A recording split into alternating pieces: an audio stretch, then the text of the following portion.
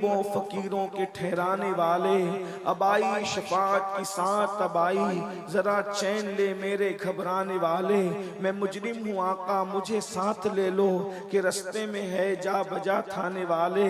और रहेगा यूं ही उनका चर्चा रहेगा, रहेगा यूं ही उनका चर्चा रहेगा, रहेगा यूं ही उनका चर्चा रहेगा।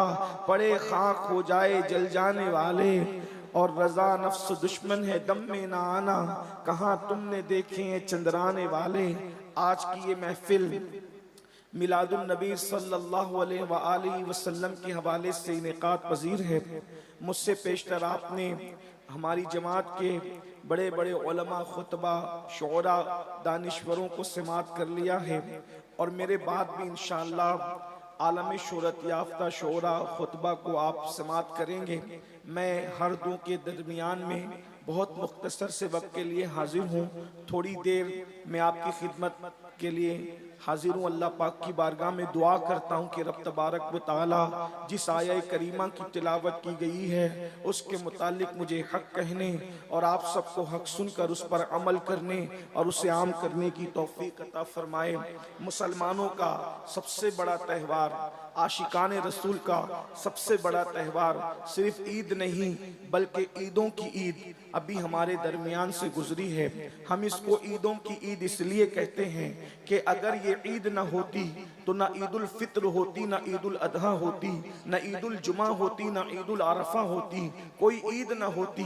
बल्कि ईद तो अपनी जगह, ना कोई दिन होता, ना कोई रात होती, ना कोई सुबह होती, ना कोई शाम होती, ना किसी से किसी की मुलाकात होती, यहाँ तक कि ना जमीन होते, ना जमीन होती, ना आसमान होते, ना सितारों की अंजुमन होती, ना आसमान का साइबान होता, ना जमीन का बिछौना होता, ना शफक का जमाल होता, ना उफक की सुर्खियां होती, न कुमरियों की आवाज होती, न भौरों की गुनगुनाहट होती, न फूलों की तबस्सुम होती, न कलियों की मुस्कुराहट होती, न बलखाती नदियां होती, न दरियाओं की रवानी होती, न समुंदरों की तुगयानी होती।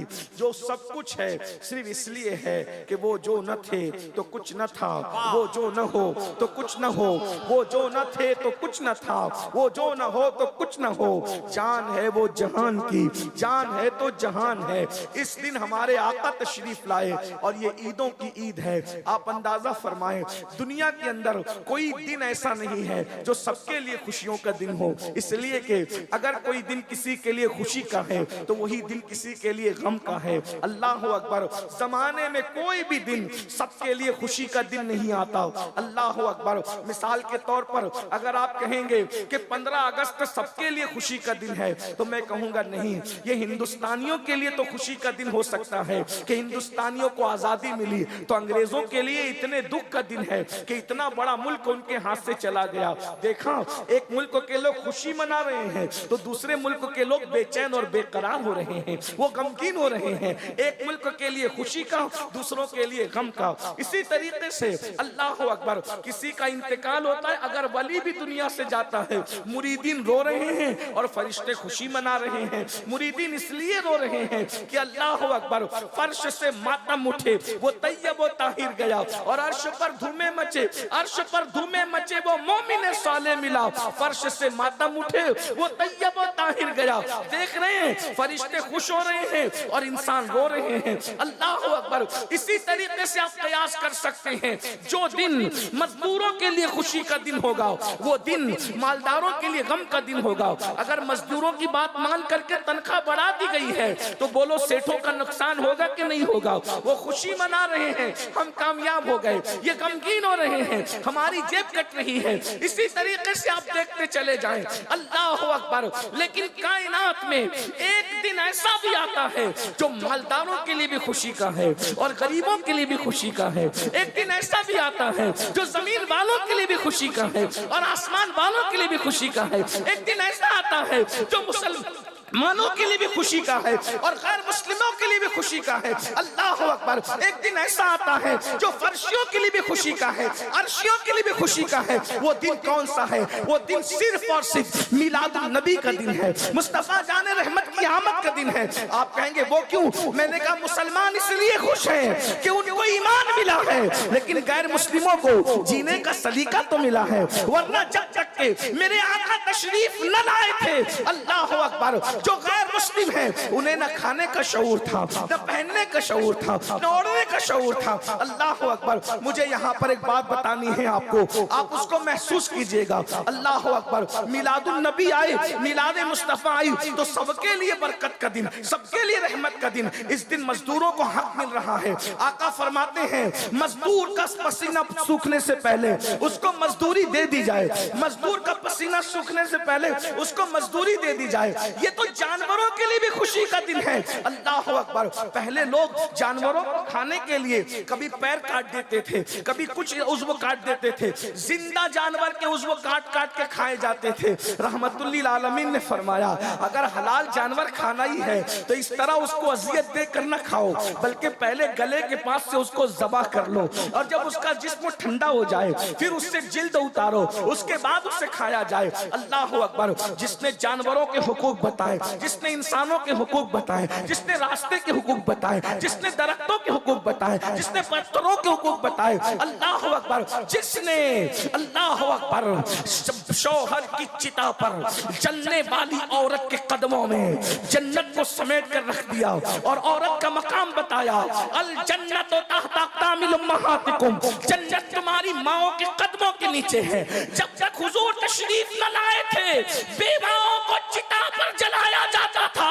आमिना के लाल एक बेवा खातून की गोद में तशरीफ ला करके दुनिया को बताते हैं अरे अगर बेवा मनहूस होती तो नबी की माँ बेवा क्यों होती? नबी की माँ जैसे खुश नसीब भी कोई हो सकता है। किसी का बेटा गौस है, किसी का बेटा कुतुब है, किसी का बेटा अब्दाल है, अरे किसी का बेटा कलीमुल्लाह है, किसी का बेटा नजीउल्लाह है, किसी का बेटा कलीमतुल्लाह है, तन्हा आमिना है जिसका बेटा हबीबुल्लाह। क्या कहने, जिंदाबाद जिंदाबाद।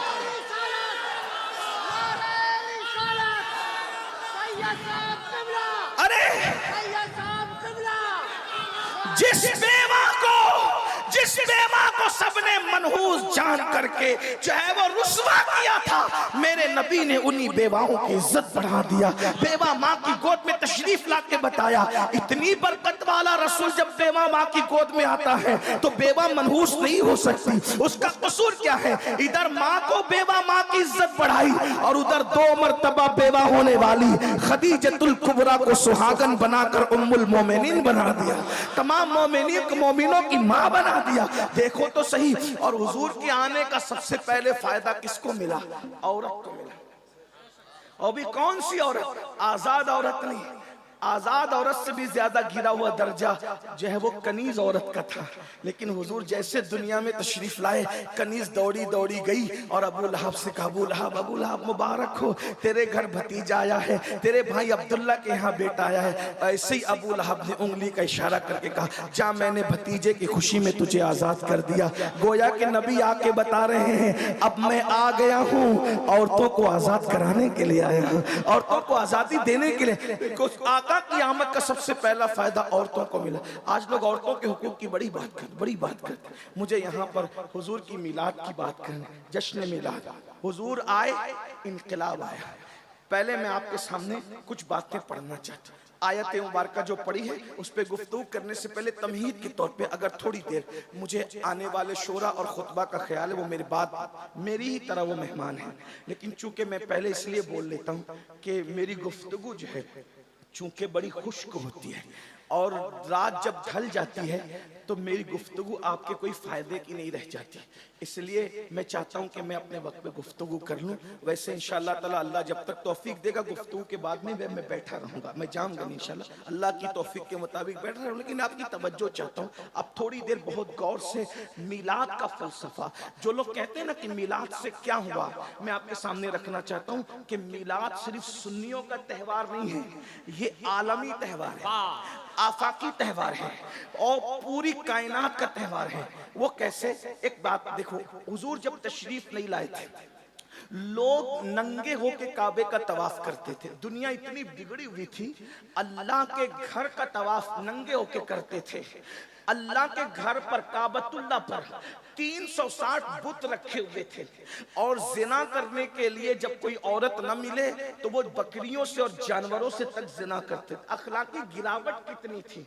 और सबसे बड़ी बात ये, आज जो दहशतगर्द लोग हैं उनकी तो हम लोग मुखालफत करते ही है दहशतगर्दों की, लेकिन आपकी खास नौजवानों की खास तवज्जो, आज के दहशतगर्दों की अहले सुन्नत ने हमेशा मुखालफत की है, क्योंकि हम सूफिया के मानने वाले लोग हैं। हमारे यहाँ किसी के हाथ की माला तोड़ना भी जायज नहीं है।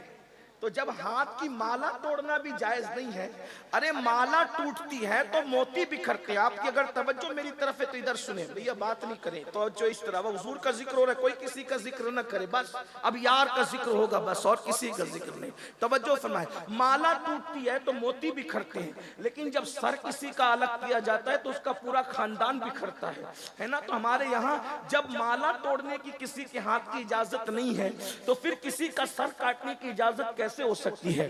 जिस मजहब में वुजू करते वक्त पानी जाय करने की इजाजत नहीं है, जबकि हमारे यहाँ वुजू इबादत है, तो जब इबादत के नाम पर पानी जाय करना हराम है तो बगैर इबादत के किसी के खून को जाय करने की इस्लाम इजाजत कैसे दे सकता है?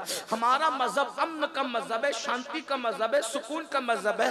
दहशतगर्द की गर्दी की हमारे यहाँ इजाजत नहीं। हमारे यहाँ तो अल्लाह अकबर, इतना भी एहतियात है, अगर कोई सो रहा हो, कोई सो रहा हो तो इतनी जोर से सलाम मत करो कि उसकी नींद में खलल आए। हमारे यहाँ सोने वाले को उसकी नींद का ख्याल है, नींद का ख्याल। तो जब लोगों की नींद का ख्याल है तो लोगों की जिंदगी का कितना ख्याल होगा, लोगों के खानदान का कितना ख्याल होगा, लोगों की खुशियों का कितना ख्याल होगा, लोगों के अरमानों का कितना ख्याल होगा।